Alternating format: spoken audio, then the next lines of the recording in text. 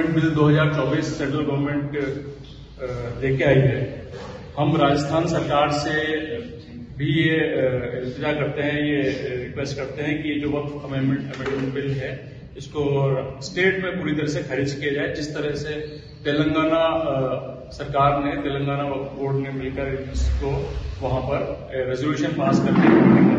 इसको खारिज कर दिया है, वहां ये लागू नहीं होगा तेलंगाना में। तो हम राजस्थान सरकार से भी ये गुजारिश कर रहे हैं और मैं तमाम वक्फ बोर्ड चेयरमैन और जितने भी वक्फ बोर्ड के मेंबर्स हैं उन सभी से दरख्वास्त करूंगा कि एक यूनानिमस एक साथ मिलकर एक रेजोल्यूशन पास किया जाए ताकि राजस्थान में वक्फ बोर्ड की संपत्तियों को बचाया जा सके और तमाम हिंदुस्तान की भी तमाम स्टेट्स के जितने भी वक्फ बोर्ड हैं सभी सरकार से, जितने भी गैर बीजेपी शासित राज्य जो हैं हमारी उनसे भी दरखास्त है कि वहां पर भी एक तरह का बोर्ड कमेटी बनाई जाए और इस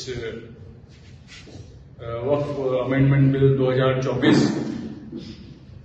के को अच्छे से तफसील से पढ़ा जाए, इसको स्टडी किया जाए, क्योंकि हमारे जो सदर हैं बैरिस्टर असदुद्दीन ओवैसी साहब जो कि ऑनरेबल एमपी हैं हैदराबाद से, इन्होंने पूरी स्टडी इस पे कंपैरेटिव स्टडी की है जो मेरे पास मौजूद है। मैं आप लोगों के साथ शेयर कर दूंगा कि जो 95 का जो एक्ट था वक्फ बोर्ड का और ये जो नया जो बिल लेके आई है सरकार वक्फ बिल 2024, इसमें क्या चीज पहले थी और क्या चीज अब ये लोग नई चीज डालना चाह रहे हैं, जिससे वक्फ की जो प्रॉपर्टीज हैं, वक्फ का जो भी मुद्दा है वो वक्फ की प्रॉपर्टीज कैसे सरकार अपने कब्जे में ले ले, कैसे मुस्लिम डोमिनेटेड वक्फ को गैर मुस्लिम डोमिनेटेड वक्फ बना दें। तो ये सब मसलों को लेके आज आप लोगों से दरखास्त की गई थी कि हमारी तरफ से राजस्थान AIMM की तरफ से भी हम लोग आप लोगों को बताएं कि हम लोग इसके खिलाफ हैं और ये राजस्थान में नहीं होना चाहिए और पूरे हिंदुस्तान में किसी भी राज्य में ये नया जो अमेंडमेंट बिल है ये पास नहीं होना चाहिए। कुछ पॉइंट्स हैं जो मैं आप लोगों से शेयर करना चाहूंगा नए और पुराने वक्फ के मुद्दे पे। जो भी पुराना 95 एक्ट जो था, जो सेक्शन सेंट्रल वक्फ था सेक्शन 19 में और स्टेट वक्फ सेक्शन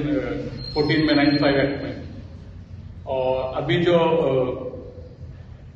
नया जो एक्ट ये लोग लाए हैं इसमें कई सारी ऐसी खामियां हैं जो हमें हमारी समझ से परे हैं, हमारी समझ से बाहर है, जो कि पुराना जो हमारा वक्फ एक्ट है उससे बिल्कुल मेल नहीं खाता है। सबसे पहला तो एक जो सबसे बड़ा मुद्दा पॉइंट है वो ये है कि एक माइंडसेट की तरह ये बिल लाया गया है, जो कि वक्फ बोर्ड की जो ताकत है, वक्फ बोर्ड का जो ऑटोनॉमी है, जो एक इंस्टीट्यूशन है वक्फ, इसको खत्म करने के लिए और वक्फ की जितनी भी जमीनें हैं, वक्फ की जो भी प्रॉपर्टी है उसे गवर्नमेंट प्रॉपर्टी बनाने के लिए ये बिल लेके आया गया है। तो इसमें ये होना नए बिल में ये करना चाहते हैं कि वक्फ काउंसिल, वक्फ बोर्ड, इसमें 2 नॉन मुस्लिम मेंबर्स ये लोग नॉमिनेट करना चाहते हैं, ताकि काउंसिल और बोर्ड में धीरे धीरे उसको नॉन मुस्लिम डोमिनेटेड बोर्ड बना दिया जाए, ताकि सेंट्रल गवर्नमेंट जो भी चाहे, अब आज बीजेपी शासित सरकार है तो ये लोग जो भी चाहेंगे वो ये लोग उसमें कर सकेंगे। अभी फिलहाल सिस्टम ये है कि जितने भी वक्फ की प्रॉपर्टीज हैं, जितने भी वक्फ बोर्ड हैं और जितने भी अधिकारी हैं, यहाँ कर्मचारी हैं, काम करने वाले लोग हैं, ये सभी लोग मुस्लिम्स हैं। ठीक उसी तरह से जिस तरह से यूपी में काशी विश्वनाथ बोर्ड जो बना हुआ है उसमें सभी कर्मचारी, सभी अधिकारी जो भी उसे चलाते हैं वो सभी लोग हिंदूज होते हैं, वहां नॉन हिंदू की एंट्री नहीं है। सेम इसी तरह से वक्फ बोर्ड में भी नॉन मुस्लिम की एंट्री नहीं थी, लेकिन क्योंकि अब ये बाय नॉमिनेशन 2 नॉन मुस्लिम को ये एंट्री देना चाह रहे हैं ताकि ये वक्फ बोर्ड धीरे धीरे नॉन मुस्लिम डोमिनेटेड हो जाए। हम ये चाह रहे हैं कि भाई जैसा काशी विश्वनाथ बोर्ड है, इसी तरह से तमिलनाडु में भी बोर्ड है, कर्नाटका में है, उड़ीसा में है, आंध्र प्रदेश है, बिहार है, अलग अलग राज्यों में अलग अलग सेक्शंस के अंतर्गत अलग अलग बोर्ड बने हुए हैं मंदिरों के। और जो मंदिर की जमीनें होती हैं, जो देवस्थान विभाग होते हैं वहां के, उसमें ये सिस्टम है कि नॉन हिंदू कोई भी उसके अंदर नहीं होता है। लेकिन वक्फ बोर्ड एक ऐसा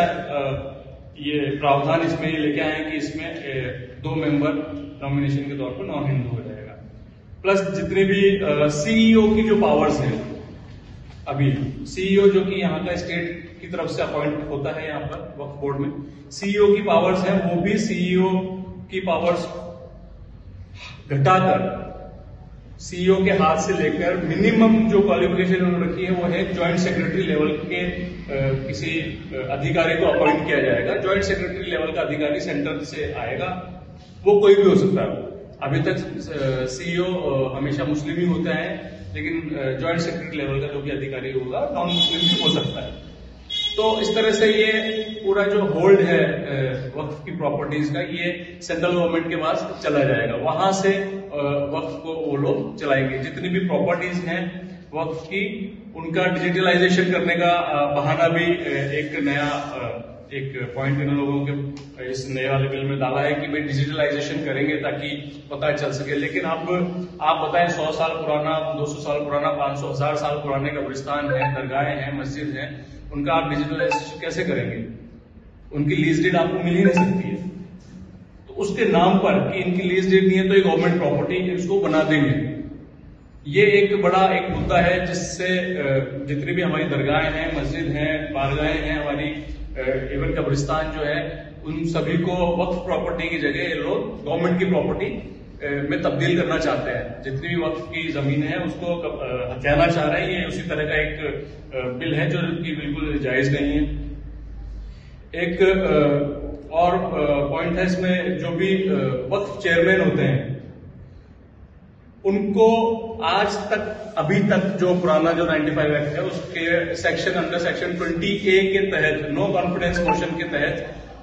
चेयरमैन को हटाने का प्रोविजन था, ठीक है। लेकिन अब वो प्रोविजन नए वाले एक्ट में से हटा दिया गया कि चेयरमैन को बिना किसी नो कॉन्फिडेंस मोशन के अंडर सेक्शन 20A ये लोग हटा सकते हैं, बदल सकते हैं, किसी को भी उसमें चेयरमैन बना सकते हैं। एक ये मुद्दा बड़ा था। एक वक्फ डीड या वक्फ रजिस्ट्रेशन, जो मैंने अभी आप लोगों को बताया कि एक मैंडेटरी कर रहे हैं इसमें नए वाले बिल में, कि एग्जीक्यूशन ऑफ वक्फ डीड, जो वक्फ कोई प्रॉपर्टी में आज अगर वक्फ को देना चाहता हूं तो उसमें मुझे पहले डीड बनवानी पड़ेगी, रजिस्ट्रेशन करवाना पड़ेगा वक्फ में। अब जो रजिस्ट्रेशन करने बैठा है वो,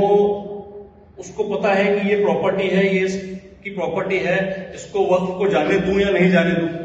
तो ये बीच में एक भू माफिया का नया एक ग्रुप तैयार हो जाएगा, जो कि हो सकता है कि वो प्रॉपर्टी वक्फ को ना जाए, हो सकता है कि वो वक्फ को प्रॉपर्टी देने वाले को बाहर के बाहर ही सेटल कर ले, हो सकता है कि वो प्रॉपर्टी वक्फ हो ही नहीं, हो सकता है कि वो प्रॉपर्टी बाहर के बाहर ही बिक जाए। वक्फ प्रॉपर्टी पहले बड़ा आसान था कि मेरे पास प्रॉपर्टी है, मैंने वक्फ को दी, वो वर्बल भी हो जाती थी, मैंने मेरी प्रॉपर्टी वक्फ को डोनेट कर दी, दे दी। तो एक सिंपल लाइन में आप इसे समझिए, once a Waqf always a वक्फ। एक बार वक्फ की प्रॉपर्टी हो गई, वो ता जिंदगी हमेशा वो वक्फ की ही रहती है। तो ये कुछ एक मुद्दे थे जो एक ये पहले कोई भी वक्फ की प्रॉपर्टी पे इलीगल कब्जा कर लेता था तो उसे 2 साल की रिगरस इम्प्रिजनमेंट का प्रावधान था। रिगरस इम्प्रिजनमेंट मतलब बामशक्कत, मतलब मेहनत से उसको जेल होती थी कि वो जेल में ही मेहनत करवाएंगे। अभी उसको रिगरस शब्द को हटा के सिर्फ सिंपल इम्प्रिजनमेंट करते कि 2 साल की जेल की सजा पड़ जाएगी। तो ये इसको थोड़ा लीनियंट कर दिया। क्यों लीनियंट कर दिया गया, ये समझ से परे है कि अगर वक्फ की प्रॉपर्टी पे कोई कब्जा कर लेता है तो उसको कड़ी से कड़ी सजा होनी ही चाहिए, ये हमारा मानना है। अब मैं चाहूंगा अगर आप लोगों को कुछ और सवाल हैं, जैसे एक दो पॉइंट और मैं आपसे शेयर कर देता हूं कि ये मेरे पास तेलंगाना वक्फ बोर्ड का प्रेस नोट भी है, जो लोगों ने बताया कि भाई क्यों इन्होंने खारिज किया है इसको। मैं हमारे राजस्थान सरकार से दोबारा इल्तिजा करूंगा कि आप लोगों के माध्यम से कि इसको यहाँ पर भी खारिज किया जाए, और जितने भी राजस्थान वक्फ बोर्ड के मेंबर्स हैं और हमारे चेयरमैन साहब हैं, दिल्ली में जो मीटिंग होने वाली है वक्फ की, उसमें वहां जाके अपनी नुमाइंदगी पेश करें और अपने बारे में, राजस्थान के बारे में बताएं, और ये इसको खारिज करने के लिए सभी मिलजुल के आगे आए। आप लोग अगर कुछ सवाल करना चाहें तो एक और मैं इसमें आपको बता देना चाहूंगी, ये आर्टिकल 14, 19, 21, 25 और 300A ऑफ कॉन्स्टिट्यूशन इंडिया का जो आर्टिकल्स हैं, इसमें फ्रीडम ऑफ रिलीजन और राइट टू प्रॉपर्टी का उल्लंघन भी इसमें होता है। तो ये कॉन्स्टिट्यूशन की अगर हम बात करते हैं तो ये उस तरह से भी ये उल्लंघन है। तो ये कॉन्स्टिट्यूशन बना रहे, अपनी जगह अटल रहे, क्योंकि हम सभी कॉन्स्टिट्यूशन पे चलते हैं। तो ये हमारे मुद्दे थे। आप अगर कोई सवाल करना चाहते हैं।